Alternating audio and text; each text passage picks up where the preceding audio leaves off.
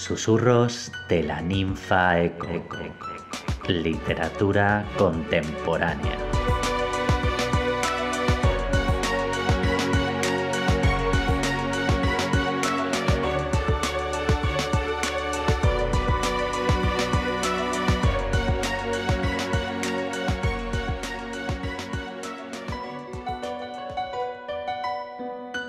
En primera persona. Bienvenidos una vez más a Susurros de la ninfa Eco y sobre todo, gracias por dejarnos ser una pequeña parte de tu vida. Cada día nos cruzamos con extraños, por la calle, en el supermercado, en la parada del autobús, en el metro e incluso trabajamos con ellos. ¿Crees que conoces a Ana, tu compañera de trabajo, con la que solo intercambias un par de conversaciones al día? ¿O a Pedro, el camarero del restaurante que te ofrece el menú del día con una sonrisa? ¿Sabes algo de sus vidas tras esa fugacidad? ¿Son lo que aparentan? ¿Y tu familia? ¿Conoces realmente a tu familia? ¿Crees que no hay extraños entre ellos? ¿Estás seguro? Hoy, en primera persona, nos acompaña Jon Bilbao, que viene a hablarnos de su última novela, Los extraños, de editorial Impedimenta. Bienvenido, Jon, y gracias por dejarte seducir por los susurros de nuestra ninfa. Gracias a vosotros.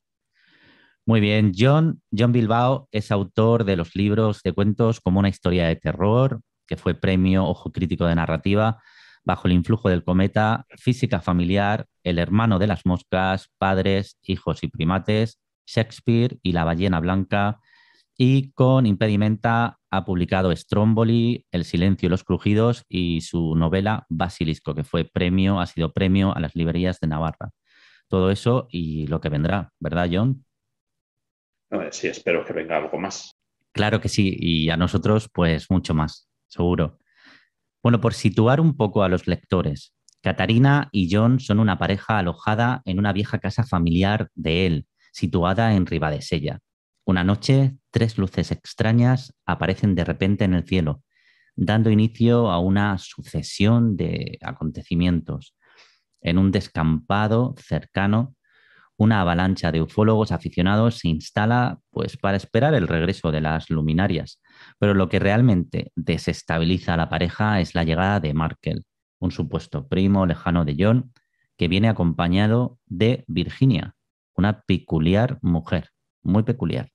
Los extraños se instalan en la casa, alterando de manera muy significativa la rutina del hogar. Así arranca la novela y la primera pregunta que yo me hago, Jon, como lector, es de nuevo Jon y Catarina, personajes de tu anterior novela, Basilisco. ¿Es una treta literaria, un juego? Cuéntanos. No es que sea un juego, sino que son unos personajes que ya se han instalado conmigo.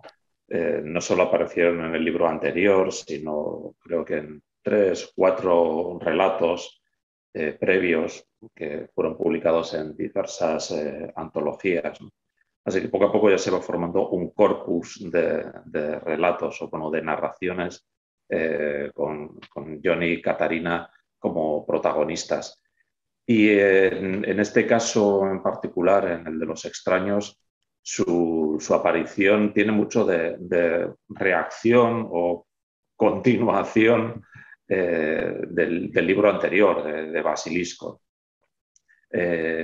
Basilisco es un libro, bueno, pues sin entrar en grandes detalles, que se divide en dos grandes bloques narrativos, uno que acontece en un pasado muy lejano, Sí. en el lejano oeste estadounidense, y otro en un presente, en la actualidad, en la costa cantábrica, con Jon y Catarina como protagonistas. Y fue un libro que me requirió pues, mucha documentación, muy agradable, ¿no? Para Sí. poder escribir la parte que acontece en el lejano oeste. Y luego concluye con un relato en el que volvemos a encontrarnos con Jan y Catarina y además que se desarrolla, bueno, pues en la casa natal de John en Ribadesella, que casualmente es mi casa, ¿no? O sea, está descrita exactamente como es. Y fue un relato de una escritura enormemente placentera, porque salió muy fluido, me sentí muy cómodo, fue casi entrañable, ¿no? Fue Sí. revisitar esa casa a la que, bueno, ahora por las circunstancias que hemos vivido en los últimos años, no he podido ir tanto como me habría gustado. Y además, por supuesto, no me Sí, hizo bueno, falta documentarme para nada porque lo tenía todo en la todo en la cabeza. Y fue una cabeza, claro. sensación tan placentera que quise prolongarla de algún modo. Y una vez concluido Basilisco, me senté a escribir Los extraños, que de nuevo se desarrolla en esa casa Ujú. con esos protagonistas y que además tiene mucho de pieza de cámara, ¿no? Porque Sí, casi sí. no salen de la casa, ¿no? Tenemos dos parejas, dos perros, una casa y nada más. Y fue una escritura que de nuevo salió muy fluida y muy gozosa. Por eso digo que es más que una reacción, quizá una continuación del Una, libro anterior. una continuación. Muy bien.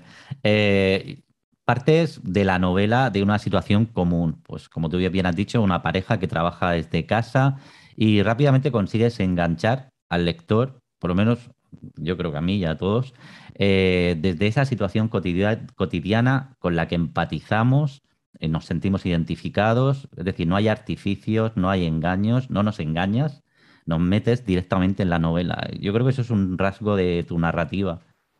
Es una constante, creo yo. Bueno, artificios y engaños hay a montones. Bueno, Bueno, ya, pero eso no, el truco está en que no se que noten. no se note, efectivamente. No, la narrativa de ficción es puro artificio, ¿no? Es un constructo. Sí. Eh, pero sí que es cierto que, bueno, sí que puede ser una constante, un rasgo definitorio en mi forma de escribir, el partir de situaciones cotidianas, ¿no? O sea, y a partir de ahí, pasito a pasito, ir distanciándonos de esa cotidianidad, pero de una manera en que casi las lectoras y los lectores no se den cuenta, ¿no? Y cuando ya lleven unas cuantas páginas, de repente digan, pero ¿cómo hemos llegado ¿Cómo es? hasta aquí? ¿No? Sí. Eh, Creo que es un mecanismo que facilita, como tú has dicho, la empatía Ujú. de los lectores, ¿no? No arrancar desde la primera página con un personaje muy distanciado de nosotros, que no tiene nada que ver con nuestra cotidianidad, o sea, no empezar con un Aquiles o un James Bond, ¿no? Sí, claro. Sino con alguien que hace y dice cosas similares, si no las que dices tú, a las que hacen y dicen quienes están en tu entorno, ¿no? Entonces, Así se consigue engranar mejor con el lector, de manera que lo llevas de la mano hasta situaciones a priori insólitas al menos cuando estabas en la primera página del libro, y sí. así, bueno, pues te puedes preguntar, bueno, ¿y qué haría yo Mm. en esta situación, ¿no? ¿Cómo van a salir estos personajes Bueno, que parecen cercanos a mí de esta situación? además, lo has descrito precisamente como yo lo sentí cuando lo leí y como creo que lo siente todo el mundo. Y además, empiezas a leer y como tú bien has dicho, dices, ¿cómo he llegado aquí? ¿Cómo de repente de esa situación normal estamos metidos o nos ha metido John en este embolado y a ver lo que nos dice y cómo lo resuelve? Que eso siempre es una incógnita contigo. Cuando aparecen las extrañas luces en el cielo, entran en escena Markel y Virginia, su supuesta chica, Markel, el primo de John. Hay dos intrusiones. La fantástica por las extrañas luces que añaden, si cabe, más inquietud a la segunda intrusión, que es la humana en este caso. La de Markel y Virginia, que al principio pues incomoda a John y Katarina, pero rápidamente yo creo, bueno, se ve claramente que son ellos los que necesitan realmente esa intromisión y los acogen para que pues, su relación respire, ¿no? Creas ahí todo un paisaje emocional. Cuéntanos un poquito eso. Sí, al principio de la novela, a ver, John y Catalina son una pareja que se conocieron o sea, él es español, es asturiano, ella es alemana y se conocieron estando los dos de viaje en Estados Unidos. Se enamoraron y decidieron volver a Europa y bueno, quedarse a vivir en España. Y lo que vemos es su primer invierno después de volver a España. Y claro, ya las cosas ya no parecen tan bonitas, ¿no? Sí. Porque, bueno, pues se han instalado a vivir en la casa familiar de John, en Ribadesella, pero claro, insisto, es invierno, no conocen a nadie, no tienen vida social, viven teletrabajando, haciendo labores que a ninguno de los dos les gusta. Y además, por si fuera poco, ella se ha quedado embarazada sin haberlo planeado, ¿no? Y la Mm. familia de ella le está diciendo, mira, o sea, abandona esto, vuélvete con nosotros a Alemania, y ella incluso se lo está pensando. Insisto, están ahí en una situación en la que, bueno, hay que tomar alguna decisión o las Decisión. cosas se tienen que empezar de alguna forma, porque si no haces nada, van a ir cuesta Ah, abajo. guapo. Y en ese punto aparecen Markel, el supuesto primo, y Virginia, alguien que, bueno, no sabemos si es su pareja o su asistente, o no queda No sé. claro, hay algo turbio ahí entre ellos.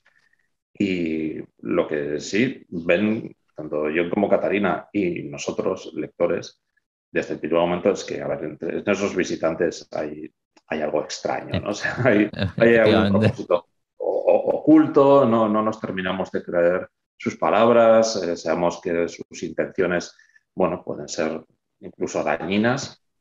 Lo que pasa es que John y Catarina, especialmente Catarina, están tan aburridos y tan deseosos de estímulos que Sí. hacen quizá lo contrario a lo que dictaría el sentido común, que es decirles, bueno, lo siento, pero es que tenemos mucho trabajo, os tenéis que ir. No, les abren las puertas de la casa Totalmente. y facilitan esa invasión, ¿no? Bueno, es un poco un guiño a lo que sucedía en Drácula, ¿no? O sea, el vampiro no puede entrar en tu casa a no ser que le invites, ¿no? O sea, Esa- por sí mismo no puede atravesar el umbral de tu morada. Efectivamente. Y ellos hacen una invitación, pero a puertas abiertas. Bueno, creo que has demostrado con esta novela que no son necesarias 400 páginas para escribir una buena historia. Yo creo eso que ha quedado muy claro. Cómo te has sentido en en esta distancia corta? Me he sentido muy cómodo. A ver, tampoco es que haya escrito una novela de solo 130 páginas no sé, por un propósito, por una defensa de este tipo de narrativa de media distancia, sino que simplemente era la extensión que pedía este tipo de historia, ¿no? O sea, a ver, Eso, mantener esta tensión, si dar excesivas explicaciones, habría sido difícil de sostener en 400 páginas, ¿no? no, Eh, a ver, hay tipo de historias que, por supuesto, necesitan 400, 500 u o 800 más. páginas. No se puede escribir Doctor Civago en En 120 100. páginas, ¿no? Es imposible. Eh, a ver, la extensión va intrínseca en las historias. Pero bueno, esta historia de los extraños creo que pedía esta extensión entre 100 y 150 páginas y me ha resultado muy grata porque bueno, permite eh, esa elisión, los agujeros, las elipsis propias de los cabos intencionadamente sueltos propios de la narrativa breve, pero al mismo tiempo puedes articular una narración con más cuerpo, ¿no? Más cercana a la de una novela. Claro, no, y bueno, y te puedo garantizar que así es. Pues tu trayectoria literaria se caracteriza precisamente por lo que acabas de decir, por decir mucho, pero sin contarlo todo, dejando lugar siempre a esa periferia a los lectores para que pues fabulemos, inventemos, pensemos.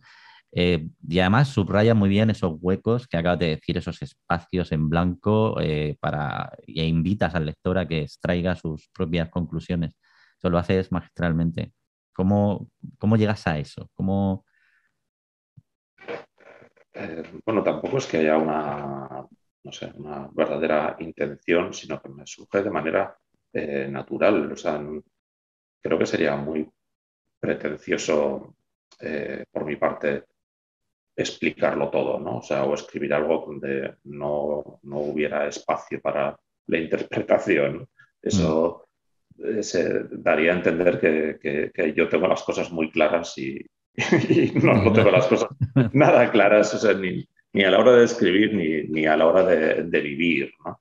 A ver, parece que esos narradores omniscientes del siglo XIX con un conocimiento enciclopédico de la vida y que conocen hasta el último matiz, hasta la última derivada de los pensamientos y las emociones de los personajes, no son verosímiles, ¿no? Porque, a ver, detrás de Efectivamente. eso hay un ser humano con tantas limitaciones y desconocimientos y prejuicios y lapsus como nosotros o O más, ¿no? más. Mm. Así que, en primer lugar, ese no querer decirlo todo, bueno, es un reconocimiento implícito también de mis limitaciones en la comprensión del mundo y de las personas, ¿no?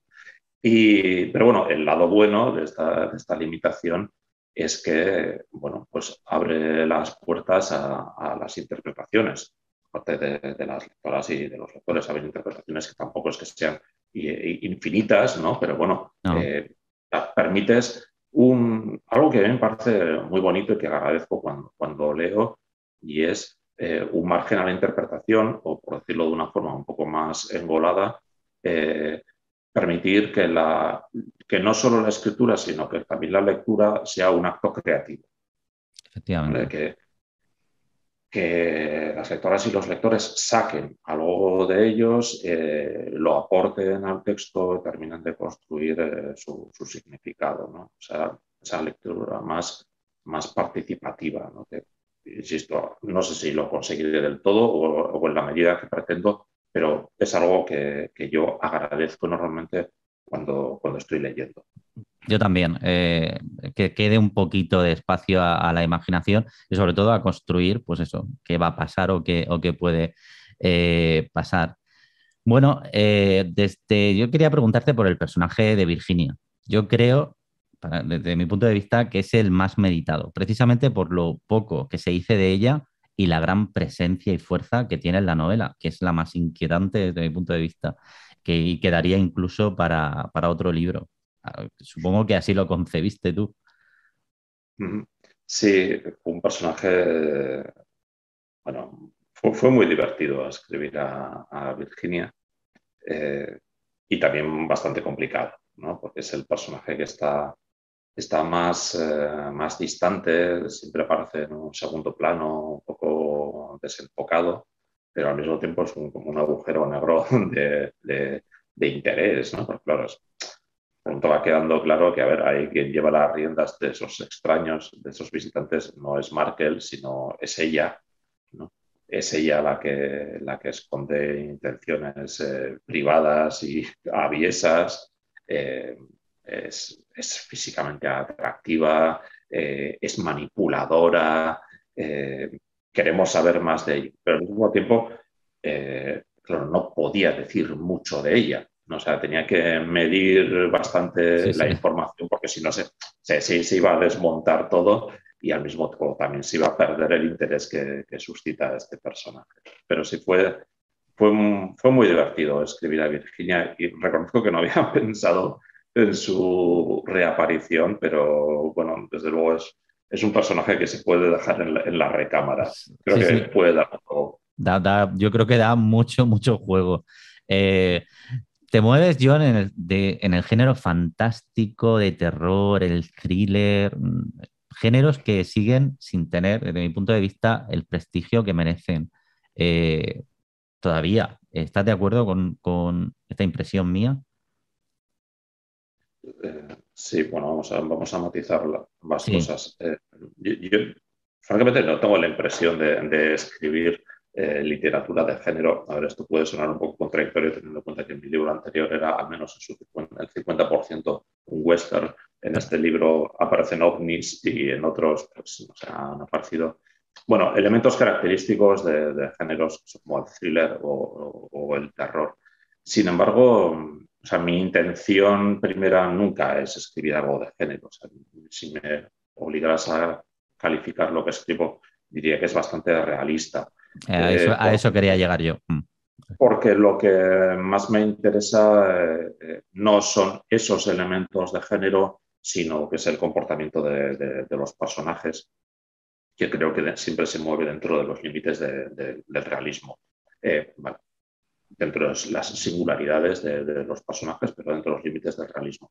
Y esos elementos de género, bueno, pues suelen contribuir a crear una atmósfera o a veces como sucede en el caso de los ovnis, ¿no? Digamos que ella instala una atmósfera emocional, ¿no? en ese pueblo y en esa casa, para empezar facilita que llegue una avalancha de ufólogos que se instala delante de la casa donde se desarrolla la novela. Vamos a ver, son, como hemos dicho, 4 personas y 2 perros en una casa que está como en una concavidad del terreno, como si fuera un escenario, y delante tienes cientos y cientos de personas con telescopios apuntando hacia ti, ¿no? O sea, a ver, yo creo que queda un poco claro. Sí, sí. Es decir, esos elementos de género están, no voy a decir que de adorno, pero son herramientas para construir una narración real, aunque suene un poco contradictoria. Respecto a lo que me has dicho acerca de que la literatura de género no disfruta del debido reconocimiento, estoy completamente de acuerdo. Y no solo me parece equivocado, sino un poco inexplicable a estas alturas, ¿no? Además, es una falta de reconocimiento que a veces llega o prejuicio que a veces llega de personas que, bueno, se supone que conocen el medio y que tienen que haber leído, que tienen que haber tenido un background de lecturas de género, donde ya queda insoslayable que eso es alta literatura, ¿no? A ver, a veces hay que recordar que la literatura en mucha buena medida es metáfora, es alegoría, ¿no? Aunque aparezcan vampiros o naves espaciales, en realidad nos están hablando de algo que está por debajo, no explicitado, y que sí que nos interpela a nosotros, ¿no? Personas de aquí, de ahora, seres humanos. Entonces, quedarse en esa lectura superficial, bueno, yo creo que es, para empezar, desaprovechar normalmente ese libro, ¿no? Un poco reformular la respuesta. Yo creo que hay mucha más verdad, mucha más verdad acerca de las personas, mucha más carne y alma del autor en un libro como Solaris, de Stanislav Lem, ficción pura, sí. Que en mucha de la literatura realista o incluso autoficcional que puebla las mesas de novedades de las librerías actuales. Sí, la verdad es que sí, porque efectivamente, aunque sea ficción, siempre hay, lo que tú dices, hay un personaje, hay un ser humano y que nos podemos identificar, quizá no en la situación, pero sí en la persona. Bueno, cuando escribes la novela, ya lo has dicho al principio, pero te lo quiero volver a preguntar. Pues se percibe que está escrita, creo yo, para leerla de un tirón. Te sientas y es que no puedes dejar de leer, porque a ver dónde me lleva, a ver dónde me lleva, a ver si me dice algo más. Vas añadiendo información, acontecimientos, inquietud, misterio, más misterio. ¿Cuándo decides que hay que terminar ya? O sea, hay que terminar, ya no puedo añadir más información y tengo que cortar. Eso me interesa mucho. Sí, pues no frustraste porque creo que no te puedo dar una respuesta muy sólida, ¿no? En buena medida es una cuestión de instinto, ¿no? Es como si estuvieras levantando un castillo de naipes y dices, bueno, pues ya no voy a poner otro nivel porque aquí ya se me va a caer todo, ¿no? Eso. Y sí, o sea, es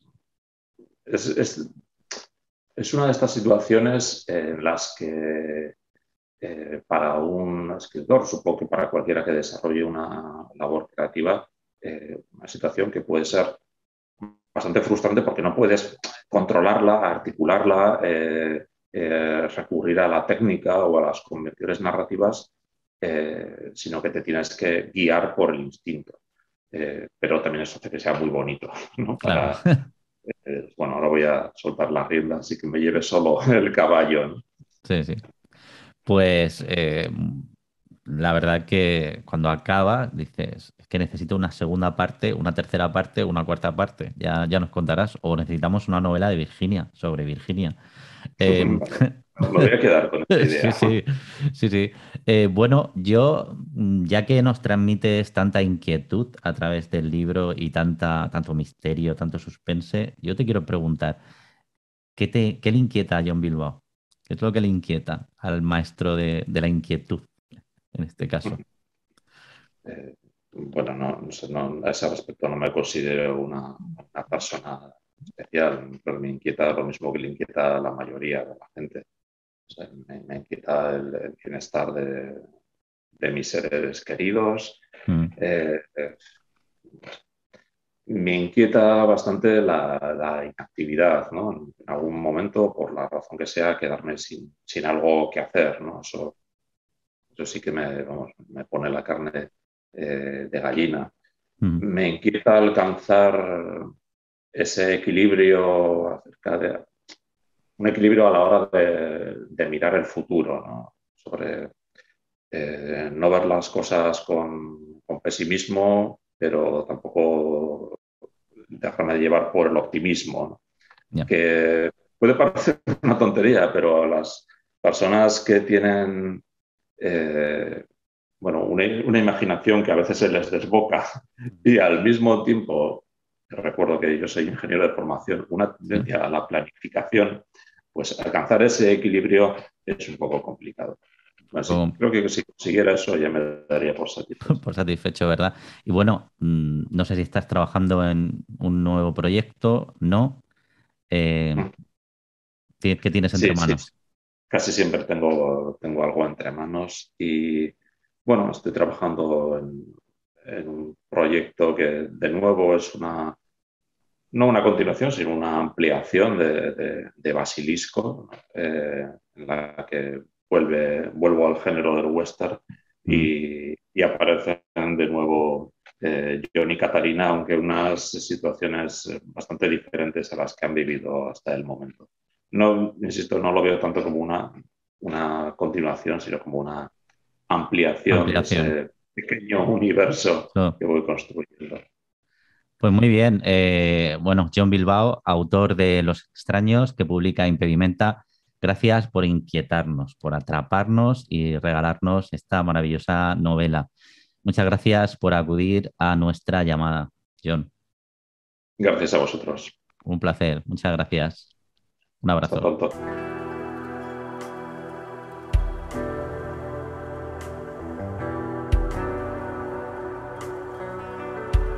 Nuevas voces narrativas.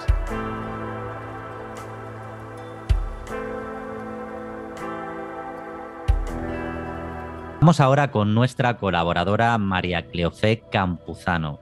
De nuevo, aclarar que en esta sección de nuevas voces narrativas abordamos no solo nuevas voces emergentes, sino también poetas, como es el caso de hoy, que llevan una vida dedicada a la poesía y que consideramos honestamente que es necesario que su poesía y su obra sea conocida tanto a nivel nacional como internacional, porque recordamos que este programa se escucha en toda Latinoamérica.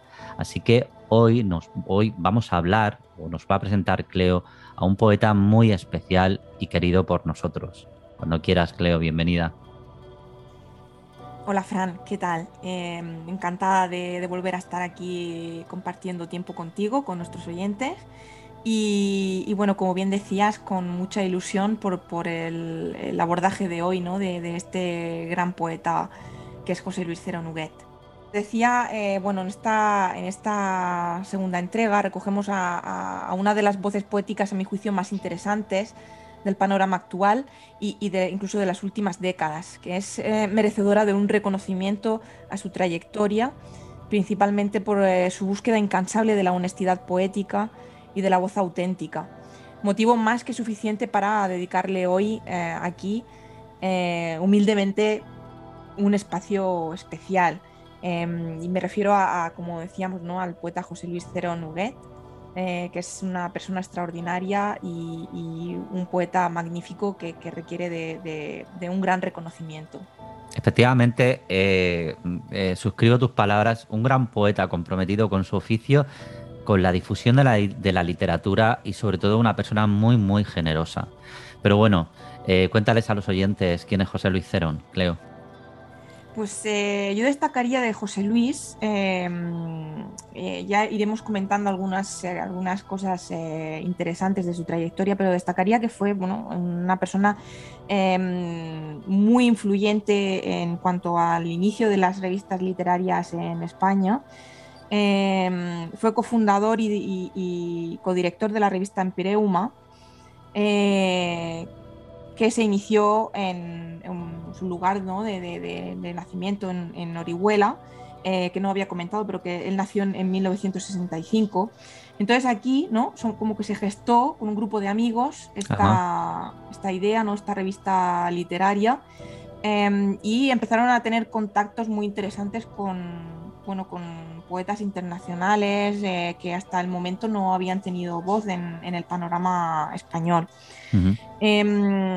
Aparte de esto, él cuenta con una trayectoria de publicaciones muy interesante. Podemos citar algunos, por ejemplo, en sus inicios, Anúteba, que es un conjunto de poemas suyos y de Ada Soriano, ediciones Empireuma, 1987, y Alimentando lluvias, pliegos de poesía del Instituto de Cultura Juan Gilabert, 1997. Estas dos plaquettes, ¿no?, que son importantes en sus inicios. También destacamos los libros Solumbre, actualmente descatalogado, ediciones Empireuma, 1993. Pongo aquí el foco de atención porque es muy importante para el libro que trataremos hoy. Frondas, Ayuntamiento de Piedrabuena, Junta de Comunidades de Castilla-La Mancha, Ciudad Real, en el 99.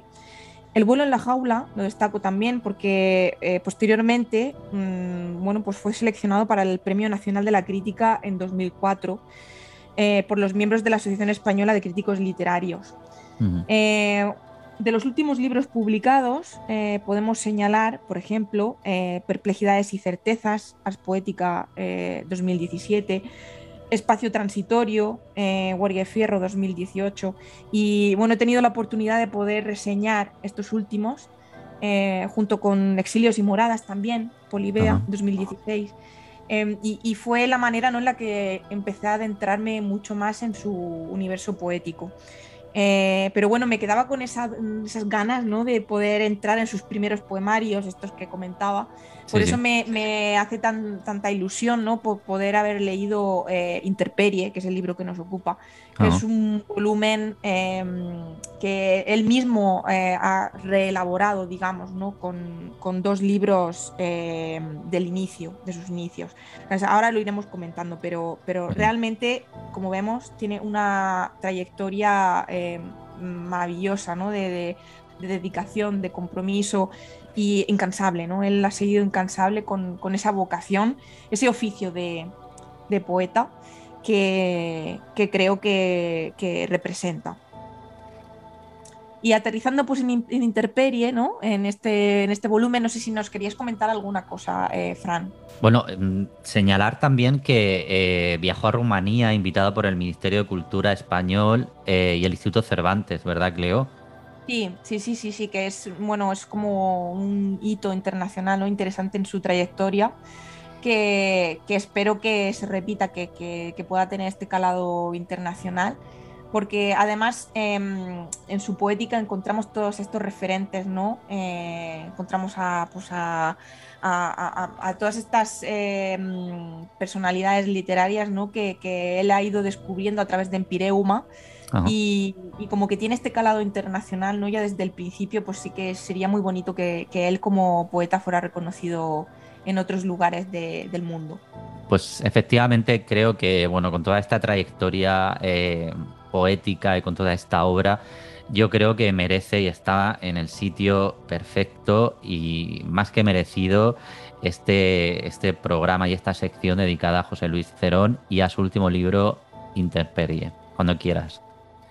Pues fíjate, Fran, que estaba ahora recordando su libro Espacio Transitorio Ajá. y era muy interesante la visión que en él tenía del tiempo, que creo que es una constante en su poética, o al menos desde mi punto de vista, porque él configura el tiempo como un lugar transitable. Y desde aquí, pues creo que podemos establecer también una dualidad, ¿no? La dualidad vida-muerte, que también a veces pues parece la reiteración de un tópico, ¿no? Pero que es fundamental para entender el trasfondo poético y en este caso el de la poesía de José Luis Cerón. Pues así caminamos, ¿no? Vamos caminando mientras vamos leyendo Intemperie entre racionalidades y símbolos que representan esta relación. Intemperie es un volumen muy interesante porque ha sido una compilación, ¿no? que el propio poeta ha realizado a su juicio, ¿no? A su manera de ver, como una reinterpretación de aquello que ya había escrito. Y lo que sí que hay de forma muy intensa es esta latencia, ¿no? de la vida y la muerte. Y él nos dice así, desde la mirada del reposo, desde la lógica, ¿no? También desde la hermosura, nos dice en este verso, y así sobrevive la vida muerta. Pues, ¿quién no puede caer rendido ante este verso y no sorprenderse ante esa astucia y sensibilidad poética? Yo creo que es tan solo una pincelada para invitar a nuestros oyentes a que lo escuchen y a iniciarse en su obra. Y en cuanto a lo que comentabas antes del tiempo, la concepción del tiempo como un espacio transitable, me ha traído a la mente a Borges, su concepto del tiempo, el tiempo en sin tiempo y un lugar sin lugar, pero en este caso, digamos que con una vuelta de tuerca por parte de José Luis. Pues bueno, cuando quieras, Cleo, comienza con tu minucioso análisis. Pues sí, Fran, la verdad que continuando con esta idea, ¿no? Esta gran intensidad que muestra este verso bueno, pues esta expresión del tiempo en su sentido más amplio, me gustaría dar inicio bueno, este análisis, ¿no? Del poemario Intemperie, que ha sido publicado en este de 2021 por Adversum, prestando especial atención a esta idea de dualidad, ¿no? Que es siempre tan apasionante de abordar por todo lo que de ella se puede expresar y se puede repensar. Deleuze, en su obra La lógica del sentido, dedica un capítulo a las dualidades. Y me viene muy bien, ¿no? Porque creo que establece una conexión interesante, ya que él explica que en la dualidad cuerpo-lenguaje, el acontecimiento subsiste en el lenguaje, pero sobrevive a las cosas. Aspecto que nos hace pensar en la capacidad de penetrar en lo que nos hace o lo que nos parece opaco y convertirlo en tiempo transcurrido, ¿no? Volviendo un poco a esta idea que decíamos del tiempo visitable, Sí. y el devenir hacia lo desconocido, ¿no? Hacia la incerteza de lo que también nos desconoce a nosotros. Es decir, sentirnos parte de esa intemperie aparentemente imposible de nombrar en el infinito. Y creo que hay mucho de esta dualidad en el universo poético de Cerón, porque es un aspecto que queda muy presente, sobre todo en el segundo poemario recogido en este volumen, titulado El vértigo y la serenidad. Es más, él añade en la nota aclaratoria del inicio que es así como le gustaría que se titulara el conjunto de su obra poética si en el futuro fuera publicada. Esperemos que sí, seguro que sí. Y creo y espero que sea publicada y en sucesivas ocasiones, ¿no? Pero creo que es muy bonito esto que él hace en esta ocasión, porque es, vale, pues vamos a poner un poco de distancia con el pasado, ¿no? Vamos a revisitar, vamos a reelaborar aquello que él, pues en otra época de su vida, en otro momento, escribió, y en cómo ahora vamos a contextualizar, ¿no? Todo aquello que dio su fruto, cómo sería hoy día o cómo me gustaría haberlo escrito, ¿no? Esto son cosas que él explica en la nota aclaratoria. Yo creo que es fundamental que quien tenga en sus manos el libro lea esta nota. Sí, porque Es fundamental. sí, además es una forma de, como sabemos, yo siempre digo que el acto poético está contextualizado por la realidad del poeta, por lo menos yo así lo concibo cuando yo escribo. Y creo que con una gran cantidad, esa gran cantidad de obra poética, cuando uno mira hacia atrás y vuelve a releer esos versos que escribió en un momento determinado, hay una especie de reconquista y de querer reelaborar desde el presente aquello que recuerdas o que escribiste, y creo que lo ha hecho muy muy bien, y efectivamente el vértigo y la serenidad ojalá formen parte muy pronto, pero pues que siga escribiendo, que tenemos tiempo para llegar a ese vértigo y a la serenidad, que Sí. queremos seguir con José Luis. Y tanto que sí. No, la verdad que es bonito, ¿no? Que uno pues sea consciente también de lo que ha ido haciendo a lo largo de los años, que puedas volver, como tú Ujú. dices, ¿no? Que puedas conquistar ese espacio de palabras. Y bueno, él, tal y como comenta en esta nota aclaratoria, pues él ha querido reunir aquí una revisión concienzuda, bueno, consciente, ¿no? De su primer poemario Solumbre, que por cierto es un nombre muy bonito. Él explica que viene de Solumbra, pero bueno, Sí, como etimológicamente, ¿no? Pero como que al final le gustaba mucho el sonido, ¿no? La sí. sonoridad que tenía Solumbre. Y bueno, pues fue editado en el 93 por la colección Almenara, antes lo hemos comentado, y está actualmente descatalogado. Por eso que también es como una gran oportunidad, ¿no? Poder encontrar en este libro estos poemas que aunque hayan sido transformados, pero bueno, siguen formando parte de esa, podríamos decir, ¿no? Algaba, ¿no? De su Sí. pensamiento.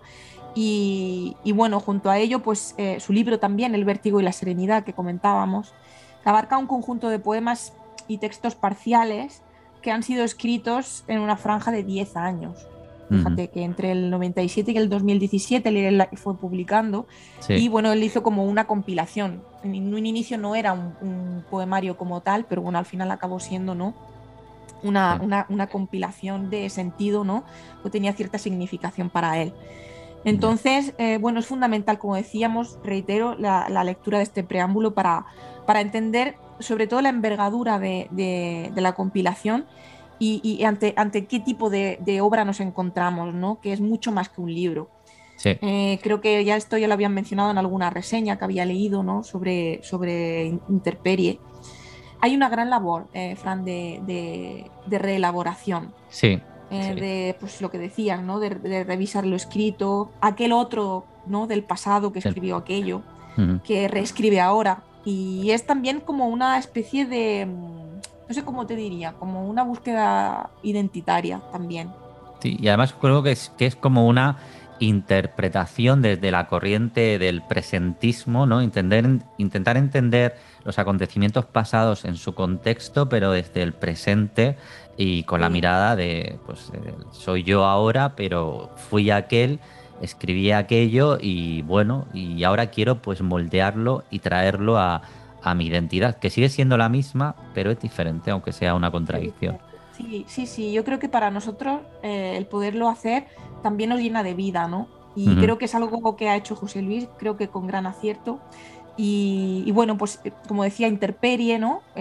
Este volumen nos invita a ser fugitivos, a evadirnos, a ir al pasado, a volver al presente, a hacer este viaje, ¿no? Pero también al estar en, ¿no? A la presencia que hunde sus raíces en la eventualidad del instante. Y así nos invoca con un léxico pues, que busca la expresión consciente. Y mira, Fran, encontramos verbos, por ejemplo, muy, muy intensos, Sí. como socavar, horadar, ahuecar, penetrar, ¿no? Es como que él intenta aferrar las palabras a la tierra. Encontramos, bueno, como este recurso, ¿no? Que visualiza el avance visionario de esta lucidez. Fíjate, él dice, habitamos en las zanjas, en los escombros, en las trincheras, allá donde el mundo acaba, en las fosas de un paraíso con fecha de caducidad. No es que él recoge esta idea como del mundo muerto, pero un mundo muerto que siempre trae vida, ¿no? Efectivamente. Y además Sí. los verbos que han mencionado, socavar, horadar, o sea, demuestran que no se quiere quedar en la superficie, sino que quiere ahondar, llegar mucho más allá para ver aquello que no se ve a simple vista y sacar a la luz pues estos versos tan maravillosos y tan llenos de verdad. Porque yo Sí, así lo concibo también, es decir, hay que destruir, hay que partir o partiendo desde la muerte, pues para volver a vivir, ¿no? O sea, mm, la muerte implica sí, vida y a la inversa. total, total, esta búsqueda honesta de la verdad, ¿no?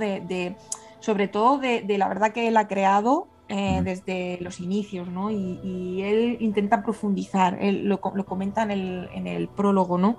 En profundizar en aquello, ¿no? Que ya había sido como de alguna forma tocado por la palabra. Y Efectivamente. ¿no? Esta idea, ¿no? Del volver, él dice, ¿no? Como que quería volver a conectar con la poesía del inicio, porque él también ha ido evolucionando en el tipo de escritura. Todos Ujú. al final Hacemos, evolucionamos con el tiempo, ¿no? Y aquello que hacemos, ¿no? Pues en la tarea de escribir él ha ido cambiando maneras de ver, maneras de relacionarse con la palabra. Y él quería como conectar con ese yo primigenio, ¿no? Con aquello más genuino, también con esa poesía del inicio más simbólica, y conectar que conectaba también muy intensamente con la naturaleza. sí, sin Y idealizarla, dice también. sí, Ujú. exacto, sí. Y bueno, pues estas voces, ¿no? Que se pierden en el bosque. Él dice, y volver al boscaje con la savia en el cuerpo. De esta manera conecta muy ampliamente con el imaginario de la naturaleza, Ujú. con el sentido más amplio del paisaje interior también, Claro. porque bueno, es como una búsqueda del micelio personal, ¿no? Yo creo que él aquí ha querido como, creo que me sirve esta metáfora del micelio porque él ha querido establecer relaciones, conexiones, ¿no? Tejer esas raíces y, bueno, cobra notable relevancia en este caso, pues su memoria, ¿no? Su infancia también, el entorno oroliano y la memoria, el paisaje donde él ha crecido, donde también se ha forjado como poeta. Claro. Y, y no sé, pues por ejemplo, se me ocurren algunos versos que he rescatado, son aleatorios, pero bueno, los he escogido de diferentes poemas. Ujú. Por ejemplo, dice así, el paisaje es una sucesión de ruinas acumuladas en la memoria. Los ojos solícitos en vano intentan reconstruir el paraíso perdido. La mirada, colmada de rebeldía y resignación, crea un espacio de ganancia en la expectativa y le confiere una vida efímera de luz. Escalaba las palmeras y sus ojos anotaba los cambios de luz. Seguimos, nos vamos fragmentando. Parece que florecemos en sus sentencias, Fran. Sí. Y recojo algunos otros versos como estos. El paisaje es una ciénaga. Volvemos a esta caída, ¿no? Ujú. En el terreno profundo, ¿no? Ya nada importa. Es inmensa la fatiga. La memoria en confuso abandono, carbunclo de un bosque calcinado. Dime de qué frente de azares procedes, y si tu lumbre conjurará el adiós. Dime, palabra huida de un sueño de musgos y helechos, si podrás ayudarme a reconocer el ahí. Mm. Pues verbos, perdón, versos soberbios, pues como tú dices, que nos obligan otra vez al ser. Y aquí pues se ve lo que has dicho de lo, bueno, lo que has mencionado en el prólogo y él propiamente reconoce, pues que establece, pues, que vuelve a la palabra simbólica, a la conexión entre lo personal y lo cósmico, ese vínculo que mencionábamos antes con la naturaleza, pero sin querer idealizarlo y sobre todo de necesidad, la necesidad que él mismo señala de ponerse a cubierto en esa intemperie ontológica a la que el poema, en sus palabras, dice que nos arroja. Y es cierto, muy cierto, y se ve muy Sí, claramente, nos arroja a una gran fragilidad, pero es una fragilidad necesaria, no esta efectivamente. intemperie, ¿no? Como de sentirnos en ese espacio en el que somos sensibles a todo. efectivamente. Bueno, pues existe el ser imaginado, ¿no? En todos estos versos, en la condensación simbólica, muy ligado al ser humano sencillo, ¿no? Que es la persona que nos gusta ser, ¿no? El yo, ¿no? Que observa el presente, que en él permanece, ¿no? Por ejemplo, él dice en un momento determinado: olvidaré entonces que nazco cuando miro, que no sé decir lo que soy en esta inmersión de la certeza. Es que me parece Sí, de una gran búsqueda, de una búsqueda, y yo casi diría, casi quirúrgica del sí, ser. sí, No sí, se sí. queda en cosas superficiales, pero es que al final intenta buscarse, ¿no? En las cosas más sencillas, en el día a día. Y esto es tan difícil de hacer, ¿no? Me parece que logra con sumo acierto esta manera, ¿no? De relacionarse con ese entorno más cotidiano de la vida y de las personas que nos rodean. Claro, y es cuando cuando horadamos, podemos horadar un poquito más y conforme avanzamos, en este caso en el acto poético y en esta búsqueda que hablamos de la identidad, pues siempre podemos llegar un poquito más, porque creo Sí, siempre un que poquito más, ¿no? siempre hay un Siempre como poquito esta más. idea vale, intento hurgar un poquito más, ¿no? En esta visión y en esta construcción de la realidad, ¿no? Mm, Y pues mira, Fran, de este volumen hay una cosa que me ha sorprendido gratamente, que era encontrar podríamos decir, la condensación de la palabra en el símbolo, que creo que era algo que él quería hacer, que es esto que venimos comentando. sí, sí. Y, y también me ha sorprendido y me ha gustado muchísimo los finales de los poemas, porque al leerlos nos queda un sentimiento de pertenencia al poema. Mm, Y esto es algo muy difícil de lograr cuando se escribe, en la conexión entre quien escribe y quien recibe, en este caso el lector. Es muy difícil de lograr y por eso quería remarcarlo como algo que creo que ha sabido darle forma ujú. y no sé si en estos poemas originales, ¿no? De Solumbre, estos finales eran así, pero lo que es cierto es que estos finales que nos llegan hoy con este volumen Sí. nos hacen ser partícipes de este universo poético. Completamente, y además es muy difícil en poesía, tú lo sabes también, pues establecer ese vínculo y que el lector forme parte de tu universo y sobre todo se identifique dentro de él. Y también yo quiero reseñar, como quiero remarcar lo que dices sobre los finales. Ya has hecho un análisis, pero a mí me gustaría, bueno, es que ahí tengo todo el libro subrayado, con frases, con versos, con... Pero bueno, por Es mencionar, delicioso el libro, sí, es delicioso el por libro. mencionar uno, la página 58, por ejemplo, no hay nada comparable al idilio de la luz y el agua mansa, cuando lengüetazos de fuego cauterizan las heridas que abrieron las distancias.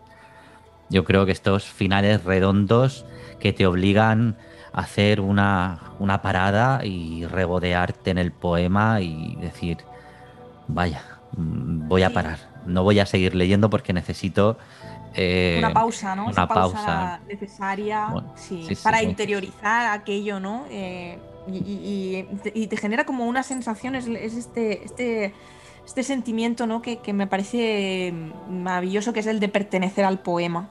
Ujú, Y esto lo consigue hacer de una forma brillante. sí. Pues fíjate que me encantan estos versos que ha señalado Fran, ¿no? Este hundirnos en las distancias. Y tal como yo ya había comentado en algún momento en otras reseñas, ¿no? De sus libros como de Exilios y Moradas, ¿no? Em, ahí él no huye del dolor, lo manifiesta. Tampoco huye de la fragilidad, la manifiesta. Y de los significados múltiples que entraña el tiempo, también los manifiesta.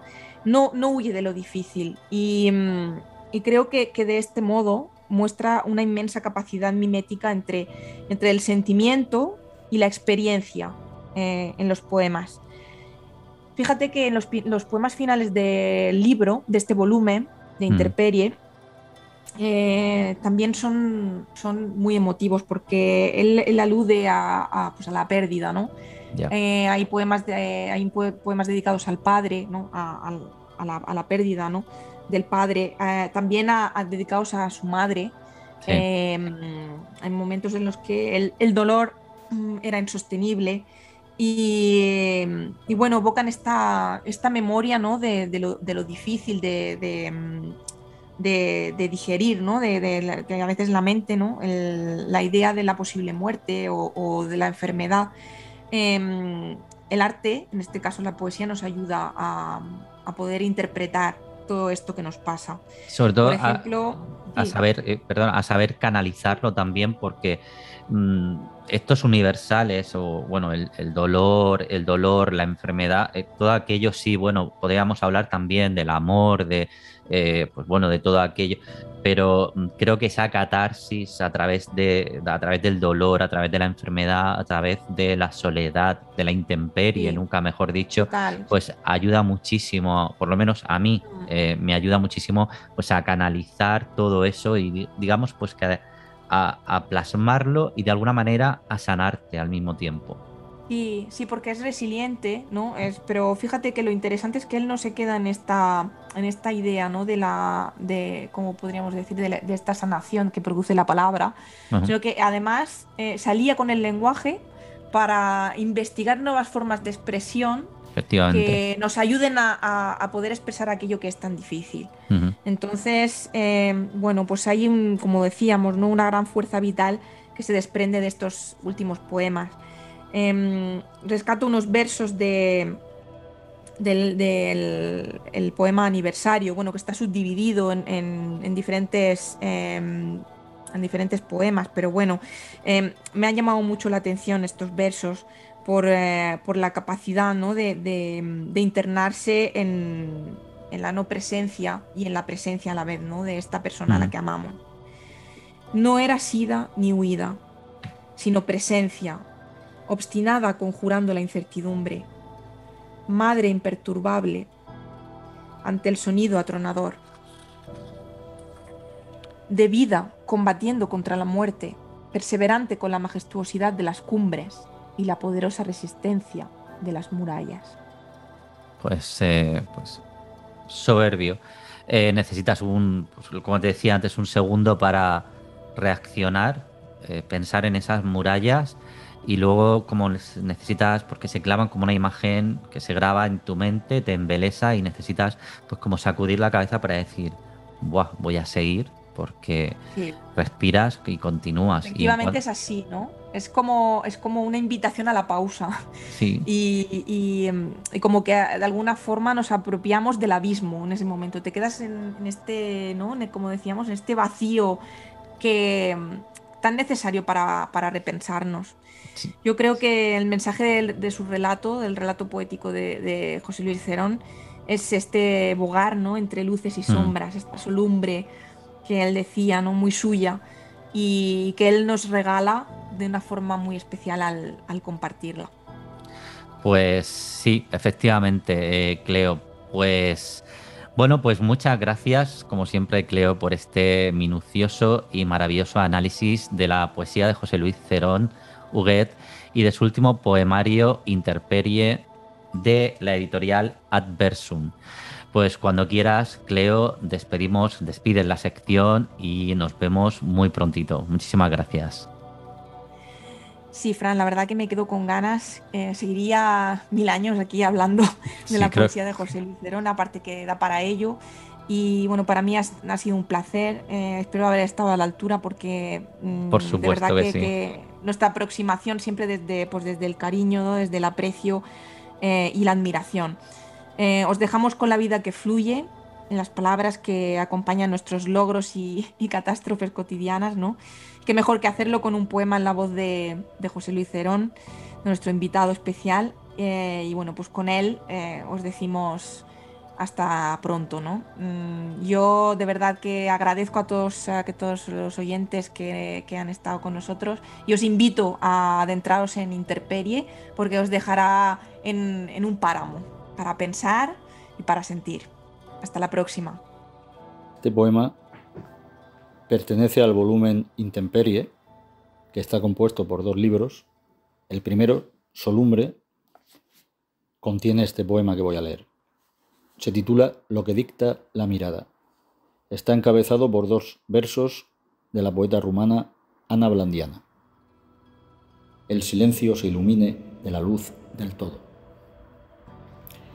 El ojo horada, ahueca, penetra, rotura, violenta los matices, crea túneles y caminos, sea bosque, sea huerto, sea páramo o rudera. No importa que ya no haya designios para que la mirada designe un espacio no devorable.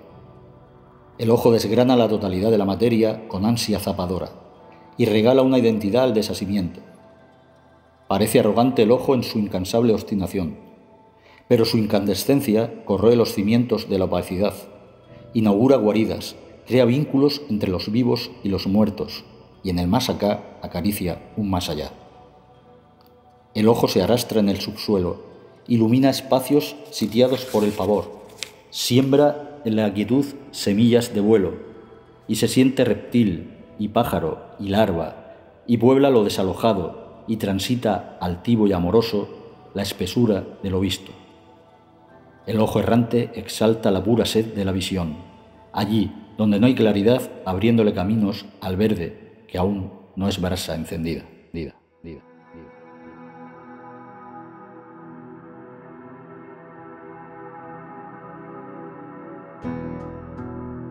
Literatura experimental.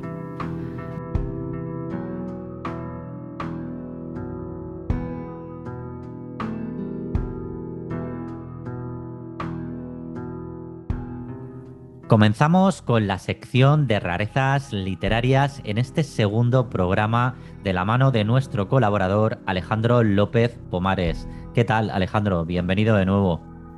Hola, Fran, ¿qué tal? Encantado. Muy bien, pues como ya señalamos en el primer programa, en esta sección hablaremos de un título o de una obra que se encuentre más allá de los márgenes de la literatura, bien por el formato o por la experimentación narrativa. En este segundo programa, Alejandro, ¿qué nos traes en rarezas literarias? Pues mira, hoy vamos a presentar una auténtica rareza. Es una obra que se llama Fotopía, de un autor estadounidense llamado Adam Kadri, que siguiendo un poco la línea del programa anterior, con la literatura electrónica, bueno, en este caso no es una novela digital, sino que lo que vamos a presentar hoy es una aventura conversacional. Una aventura conversacional, eso me suena... Y me suena a juegos y a otro tipo de cosas. Bueno, cuéntanos un poquito más. Sí, mira, pues nada. Allá por los años 80, cuando la informática daba los primeros pasos entrando en nuestros hogares, surgió entonces un entretenimiento que en muy poco tiempo evolucionó hasta convertirse en una de las principales industrias del software, lo que conocíamos como aventuras gráficas. Todos nos acordamos o hemos jugado a aventuras como Monkey Island, Indiana Jones o Maniac Mansion. Lo que pocos saben es que tiempo atrás, en los años 70, ya había aparecido un tipo de aventura que carecía de interfaz gráfica y en la que tú tenías que seguir la aventura e interactuar con ella mediante la introducción de comandos escritos. Efectivamente, recuerdo, bueno, el poder de la imagen sobre la palabra se impuso y yo recuerdo con especial ternura las aventuras que han mencionado, incluso The Day of Tentacle, el día del tentáculo, ese científico loco. Y anteriormente a eso recuerdo el juego de los Gremlins, recuerdo el Templo de Istar, Los Inmortales, en los que efectivamente te encontrabas en una pantalla en blanco y en la que la imaginación se tenía que desbordar a través de comandos, que mirar alrededor para saber dónde te encontrabas, entrar, abrir la puerta al final del pasillo, hablar con el mayordomo. Cuéntanos más. Sí, bueno, pues la cosa es que además, bueno, a partir de ese momento también surgieron los prototípicos escenarios que se han mantenido luego a lo largo del tiempo, las aventuras de rol y demás, como los calabozos repletos de monstruos o las aventuras espaciales. Es verdad que el problema de estas aventuras es que no pudieron competir con las aventuras gráficas y muy pronto el género entró en decadencia. Ya, pero bueno, yo creo que todavía quedamos muchos románticos y quedan muchos románticos de este tipo de juegos porque está aquí, porque no son juegos, estamos en la frontera entre el juego, la literatura y la construcción de un libro o de una historia, pero entiendo que siguieron existiendo como industria, ¿verdad? Sí, claro, lo que pasa es que, bueno, esto se mantuvo por la existencia de pequeñas comunidades de jugadores que mantenían estos juegos, que se encargaban de traducir del inglés al castellano lo que iban encontrando por ahí, incluso había creadores en su momento, y lo que venimos a traer hoy es el tema de que en el año 1998 apareció una aventura conversacional, Fotopía, que venía un poco a evolucionar en este género. De hecho, Fotopía, más allá de ser una aventura para jugarla a través del ordenador, lo sorprendente que tiene es que es una verdadera obra literaria. Es una obra con un valor y un lirismo profundísimos y además es una joya ecléctica, diría yo, que el problema que tuvo verdaderamente es que ni contentó del todo a los jugadores de videojuegos ni llegó a los lectores porque el formato electrónico de alguna forma lo distanció mucho. Sí, efectivamente es complicado cuando nos tenemos que posicionar o estamos entre esas dos fronteras, entre el juego o el libro o la literatura. Pero bueno, yo ya lo he jugado, pero cuéntale a nuestros oyentes qué tiene de especial Fotopía y qué la hace diferente. Bueno, pues la aventura relata la historia, la relación entre una niña y su cuidadora, una chica joven, que bueno, es una historia muy conmovedora en la que la cuidadora le relata a ella cuentos para ayudarle a dormir y no sabes en qué momento esos cuentos son realidad o son ficción o son los cuentos que le contaba ella misma a su padre, de modo que se crea, hay una serie de secuencias, son secuencias cortas, es una novela, es una historia muy fragmentada, también un poco siguiendo las pautas de la literatura contemporánea de ese momento, lo que llamamos la literatura postmoderna, haciendo uso, pues como eso, de una estructura desordenada y fragmentada, mezclando tiempos y espacios de forma aparentemente aleatoria, mezclando un poco lo real y lo onírico, de modo que la aventura nos introduce en esta historia en la que vamos un poco desconcertados, no sabemos muy bien qué es lo que está ocurriendo y poco a poco nos va llevando la aventura, que es fácil de jugar, nos va llevando hacia donde quiere con esa intención de provocarnos unas emociones que la verdad es que nos sorprenden mucho.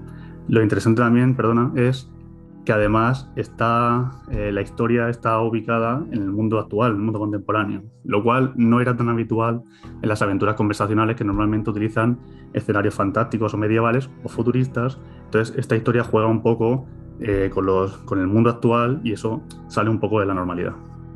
Utilizaban, como yo bien lo recuerdo,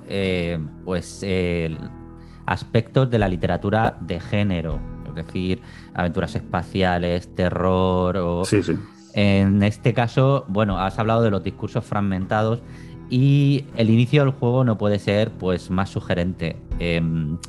Empieza el juego y te encuentras con una pantalla Matrix total, es decir, en blanco, y aparecen unos comandos donde te dicen, ¿me cuentas un cuento? ¿Contarte un cuento? ¿Y qué tendría eso de divertido? Tengo una idea mejor.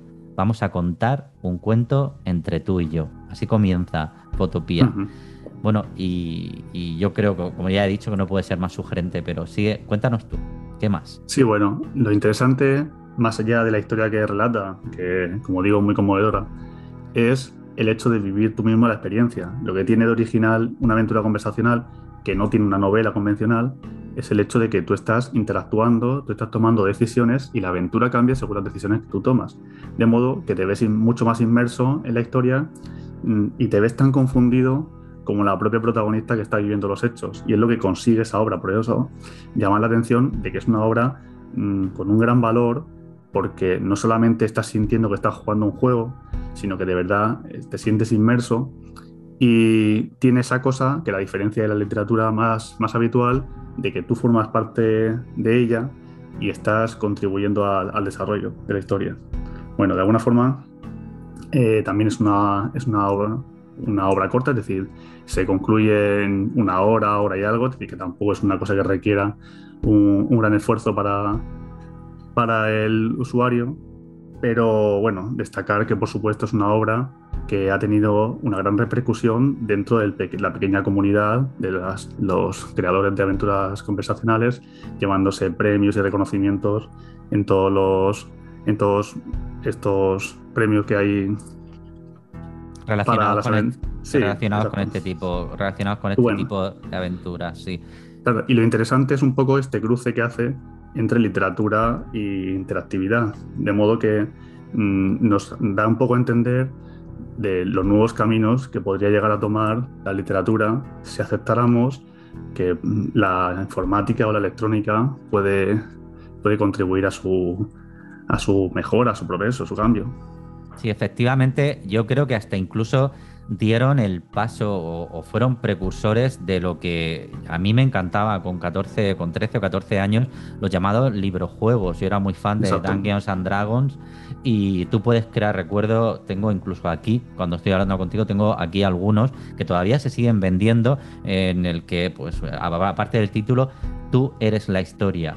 Entonces, pues si quieres abrir la puerta de la izquierda, vete a la página 24. Si quieres abrir la página de la derecha, vete a la página 26. Y bueno, yo ahí hacía un poquito de trampa, claro. tengo que decirlo, pero Siempre. Sí, es muy parecido, pero todavía esto es mucho más inmersivo porque no tienes el apoyo visual. Sí lo tienes en el libro, aquí también, pero yo creo que incentiva mucho más la imaginación. Sí, pero además Fotopía tiene algo mucho más poético. Quiero decir, no solamente estamos jugando a algo, porque el juego además es de reconocer que va bastante dirigido y eso es una cosa que se le critica desde el ámbito de los jugadores de videojuegos, pero lo que tiene de potente es la carga poética y lírica que tiene, que te va sorprendiendo paso a paso y además te va introduciendo ahí en una aventura que cada fragmento, como digo, son muy breves, pero cada fragmento no deja de meterte en la historia y confundirte y llevarte a donde ellos quieren llevarte.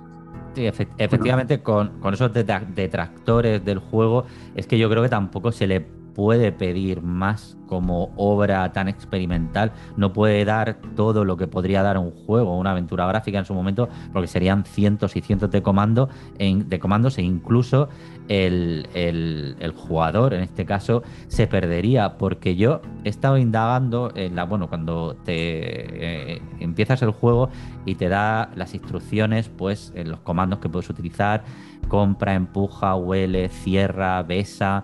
Y lo que te dice, lo que te explica es que las órdenes tienen que ser precisas y claras. Y pone una frase que es, yo creo que muy evocadora, muy clara, que dice: dale el plátano al mono macaco y después saca todo de la jaula excepto la piel de plátano. Y si pones eso, dice que será comprendido perfectamente. El problema es cuando la orden no es tan clara y tan precisa. Pero por lo tanto, esos detractores de los juegos, pues es que tampoco se le puede pedir mucho más. Se desvirtuaría lo que es el proyecto en sí, creo yo. Sí, bueno, lo que dices, claro, recomiendo leer las instrucciones antes de empezar. A mí me pasó que la primera vez, como yo tenía costumbre de jugar a este tipo de aventuras, yo me metí dentro del juego sin leerme las instrucciones, me las salté y luego tuve un montón de problemas. Eso Claro. Primero es un minutito leerlo nada más y luego eso te lleva a tener mucha más facilidad a lo largo del juego. Las instrucciones no tienen que ser tan precisas, quiero decir, es verdad que en alguna ocasión hay que decir algo muy concreto, pero es bastante intuitivo. Pero las aventuras modernas han superado ya esa cosa tan limitante que tenían las aventuras antiguas de que o dabas la orden correcta o no podías avanzar. En este caso no es tan sencillo y eso facilita un poco la dinámica del juego. Bueno, también comentar que esta idea, bueno, el autor, no hemos comentado nada, pero el autor es un escritor estadounidense. Él es autor de diversas novelas, también ha escrito guiones y algún ensayo, pero es reconocido como uno de los principales promotores de estas aventuras conversacionales modernas. Él tiene una página web con 6 o 7 que han reconocido, vamos, como de lo mejor del género. Y él, comentando un poco de dónde surge la idea de este juego de Fotopía, él lo relaciona con una película que vio ese mismo año, una película que se llama El dulce porvenir, una película sueca que yo vi después del juego y que la temática no es la misma, pero sí que es una película que a raíz de un trágico accidente en autobús de unos niños te empieza a introducir en la historia mediante los testimonios que va dando cada una de las personas que vio aquello. Ajá. Y tiene una semejanza, ¿vale?, estructural por lo menos, que no la historia, no la narrativa, pero sí la estructura, y a él esa idea del juego le surgió a raíz de la película, con lo cual esto también nos cruza las artes, nos cruza los medios y de alguna forma nos demuestra que la literatura puede surgir no solamente del papel y del boli, sino que, bueno, puede llegar de muchos otros sitios. Sí, esa interconexión entre las diferentes formas de la cultura, que es lo bueno que tiene. Del arte, sí. Sí, efectivamente. Pues me parece de lo más sugerente y bueno, yo ya la he jugado y recomiendo a los oyentes que la jueguen. ¿Y dónde podemos encontrar Fotopía, Alejandro? ¿La podemos utilizar en el móvil? ¿La podemos jugar online? ¿Cómo...? Sí, bueno, para los que estén interesados dejaremos el enlace puesto en la descripción del podcast. La obra originalmente está en inglés. Lo que pasa es que hay una comunidad de jugadores de aventuras conversacionales que se llama CAAD, que se dedicó a traducir esta y otras muchas. Y entonces, mediante el acceso a su página web, se puede jugar a la aventura en castellano. La aventura se llama Fotopía y se puede jugar tanto online como descargando en un archivo en tu ordenador y haciéndolo. Y siendo online también se puede jugar tanto en el ordenador como en un dispositivo móvil, con lo cual se puede jugar en casa, sentado o desde cualquier sitio. Pues perfecto. Pues gracias a esos grandes rescatadores que se dedican a traducir y a no dejar morir este tipo de obras, pues hemos podido hoy traerla al programa. Alejandro, ¿algo más que añadir sobre Fotopía? Nada, bueno, que como he dicho antes, la obra fue galardonada. Después de darle estos premios, bueno, hay una frase que dice uno de los miembros del tribunal que le dio el premio, que decía que jugarla es una experiencia sin principio ni final, una sensación que permanece y que no puede dejar indiferente a nadie. Y es verdad, es una obra que sorprende por el formato, pero que sorprende de verdad por la poesía que transmite, por las sensaciones. Es una gran obra literaria. Pues estoy completamente de acuerdo y por supuesto lo recomendamos a todos los oyentes. Fotopía de Adam Kedry. Bueno, para aquellos que tengáis interés en jugar esta obra o adentraros en esta obra, dejaremos el link a la misma y a la página del autor en la descripción del programa. Y bueno, con esto ya nos despedimos de Rarezas Literarias, nos despedimos de Alejandro. Muchas gracias, Alejandro, y esperamos que nos sigas sorprendiendo en el siguiente programa con otra rareza literaria. Encantado. Hasta la próxima. Muy bien, muchas gracias, Alejandro.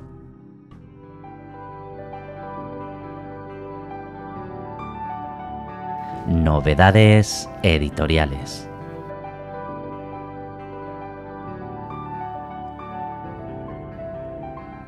Y llegamos ya a la recta final de este segundo programa de Susurros de la Ninfa Eco. Y como no podría ser de otra forma, nuestra compañera Cleo y yo queremos recomendaros una serie de lecturas para estos días de manta que se aproximan.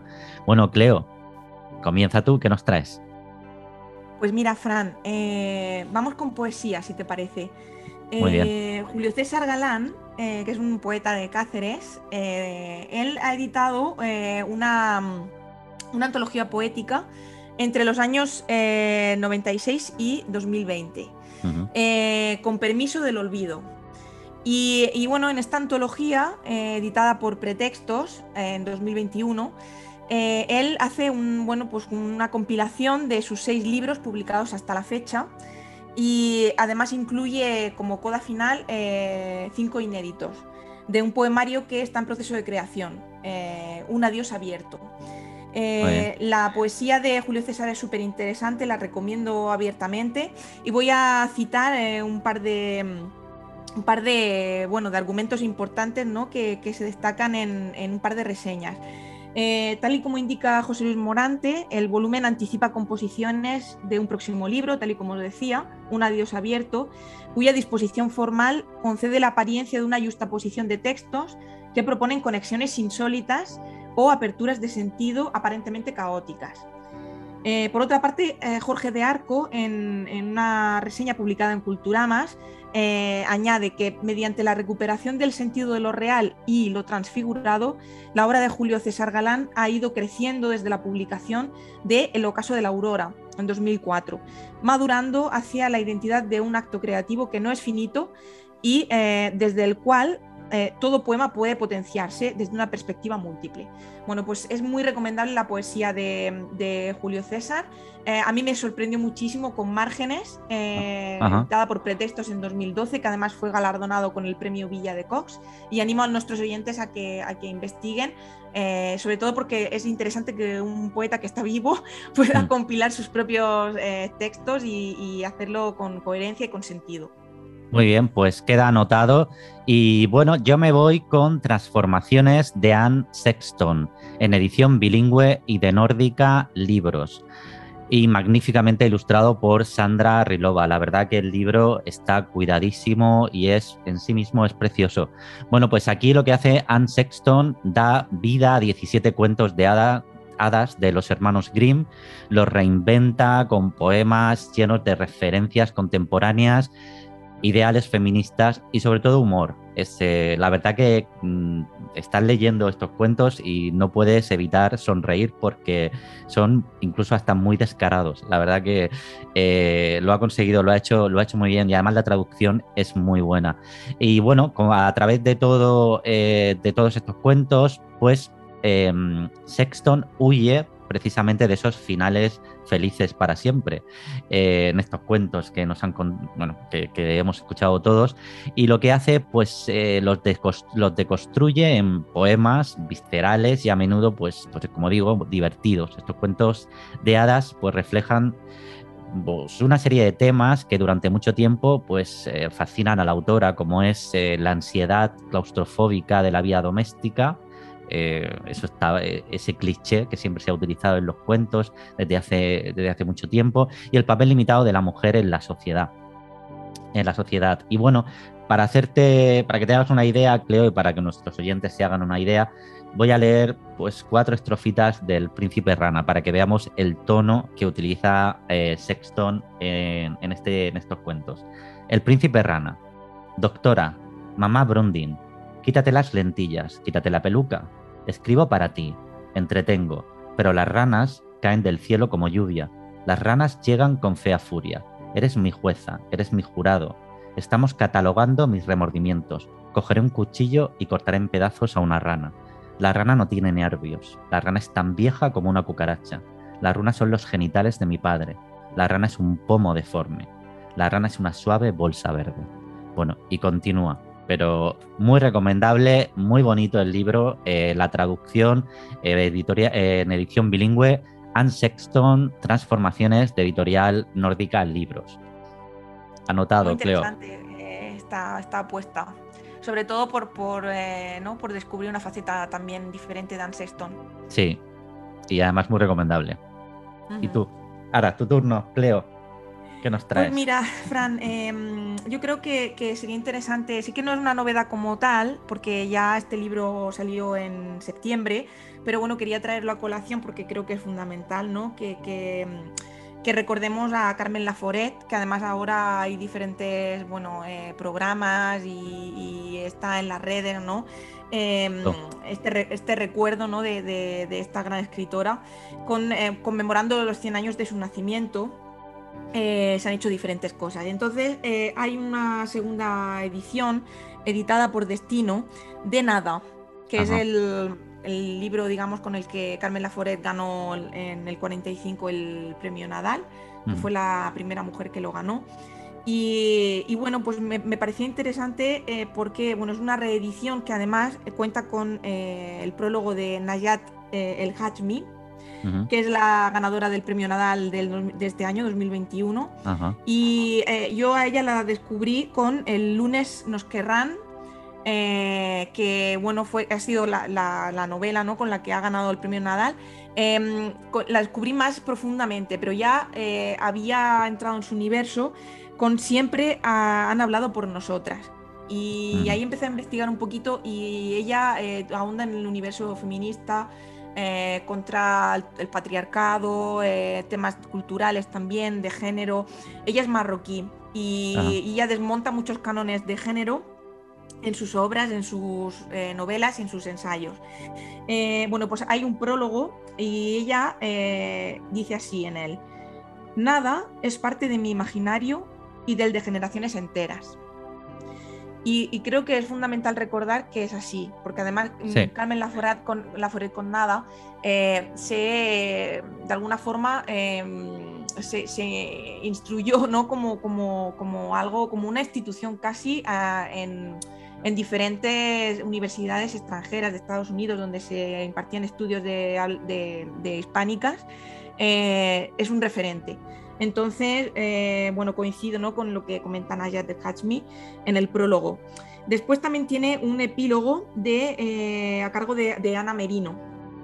Ella dice: la literatura de Laforet es el espejo de vidas parecidas que siguen presentes en nuestra sociedad. Entonces yo creo que esta idea de trascendencia, ¿no?, o como de entretiempos, que es como yo creo que al final debemos también entender la literatura, que sobrepasa los tiempos. Yo creo que Carmen Laforet describió algo en Nada que era extrapolable a otros contextos, otras etapas de la vida, ¿no?, en otras épocas. Entonces esto es lo interesante. Y bueno, para quien no lo haya leído, Nada tiene como protagonista a Andrea. Y bueno, pues un poquito después de la guerra civil, tan solo medio año después, ella se traslada a Barcelona en busca de, bueno, pues de sus sueños, para ingresar en la universidad, hacer estudios de letras. Y ella en todo este periplo, ella descubre, bueno, pues 3 hijos familiares, porque ella entra en casa de su abuela, entra en un mundo de memorias, ¿no? Un mundo donde, bueno, donde hay una confrontación, ¿no?, entre los recovecos más íntimos del alma humana, entre sus propios deseos, a aquello que es alcanzable, a aquello que tiene limitaciones. Y bueno, al final es un autodescubrimiento del propio ser, de quién queremos ser, ¿no? Así que, bueno, muy recomendable esta reedición por Destino de Nada. Y bueno, me gustaría hacer un par de pinceladas con un extracto pequeñito de la novela, Fran, sí, que dice así: al fin se fueron, dejándome con la sombra de los muebles que la luz de la vela hinchaba, llenando de palpitaciones y profunda vida. Pues la verdad que yo lo he releído a raíz del centenario y bueno, Carmen Laforet, como tú bien has dicho, es una novela, Nada es una novela atemporal porque te la lees hoy y es novela de posguerra, ¿no? Y con los personajes Andrea, la abuela, los tíos Román, Angustias, Juan, Gloria, todos los personajes representan un rol muy particular, porque realmente cuando ella, al quedarse huérfana, se va a Madrid, se mete en un infierno. Y ahí vemos la juventud con ilusión y ya la decadencia de la clase burguesa, esas dos burguesías que se empobrecen. Una se empobrece y luego su amiga Ena, que también forma parte de la burguesía, que se enriquece con la posguerra. Y bueno, hay una confrontación ahí y ella lo que hace es sobrevivir, nunca mejor dicho. Y es muy interesante también, Laforet utiliza descripciones amplias de espacios de interior, por ejemplo, en la casa de la abuela, o espacios de Barcelona, de la ciudad condal. Ella hace unas descripciones maravillosas de los espacios y con mucha profundidad. Y yo creo que merece la pena a nivel estilístico detenerse en determinados pasajes de la novela, porque tienen como esta cadencia, ¿no?, esta luz con todos estos elementos. Sí. Muy recomendable, la verdad. La novela es una delicia, así que, pues nada, para aquellos que no la conozcan, es un imprescindible.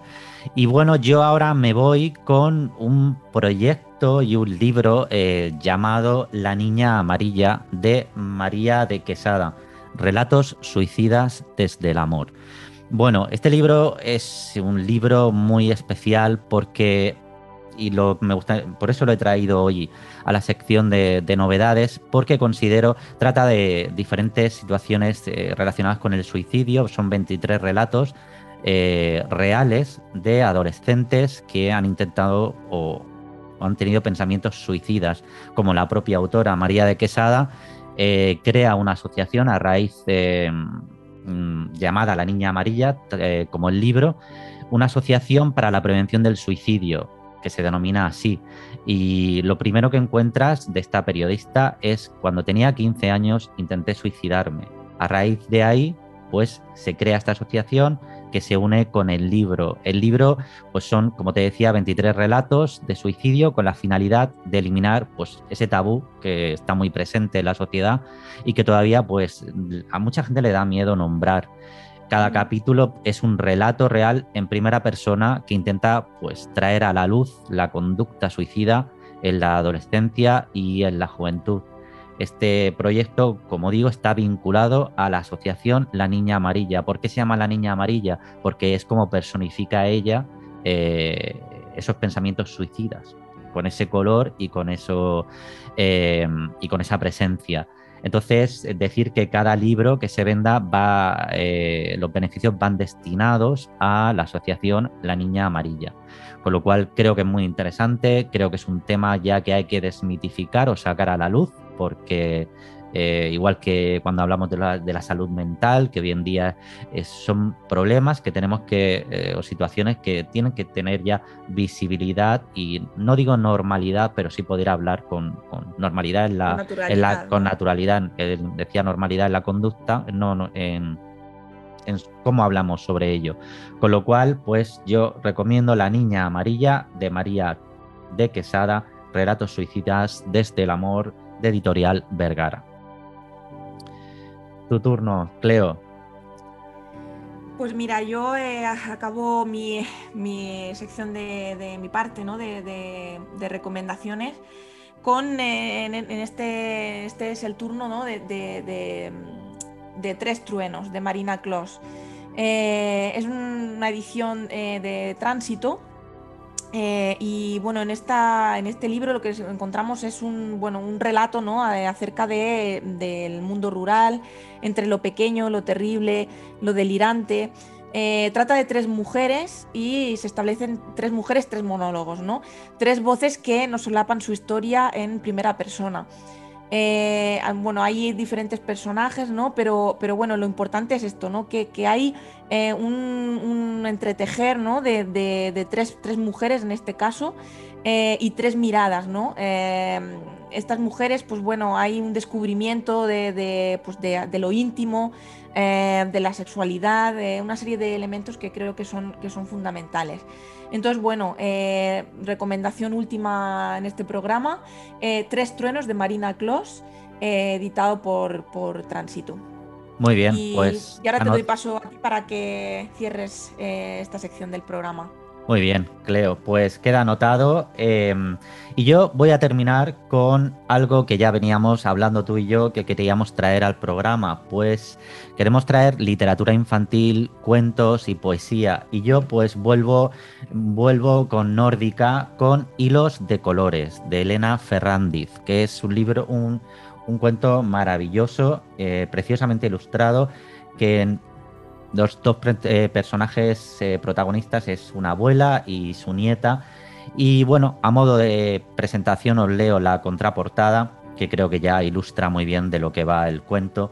Y dice: cuando la abuela le regaló su historia, llena de colores y cosida con las agujas del corazón, la niña comprendió que algunas veces la memoria puede ser tan frágil como los hilos que se lleva el viento, que las experiencias de la vida se entretejen para formar lo que cada uno es, y que cuando casi todo se olvida, la mejor medicina son los besos.